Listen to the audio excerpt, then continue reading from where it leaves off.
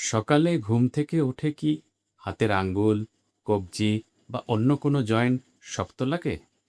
যদি এই শক্ত ভাব ৩০ মিনিটের বেশি থাকে, তাহলে এটি রিউমাটয়েড আর্থ্রাইটিস সহ অন্যান্য প্রদাহজনিত বাতের একটি গুরুত্বপূর্ণ লক্ষণ হতে পারে।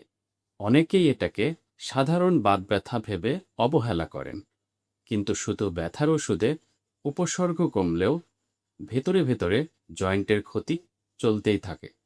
তাই সময়মতো রোগ শনাক্ত করা এবং সঠিক চিকিৎসা শুরু করা খুবই গুরুত্বপূর্ণ। যত দ্রুত রোগ ধরা পড়ে, জয়েন্টের ক্ষতি প্রতিরোধের সুযোগ তত বেশি থাকে। আপনারও যদি সকালে জয়েন্ট শক্ত লাগে, তাহলে ইয়েস লিখে কমেন্ট করুন।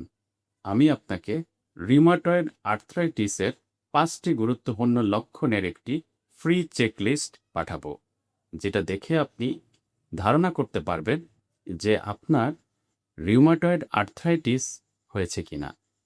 সুস্থ থাকুন, ভালো থাকুন। আল্লাহ হাফেজ।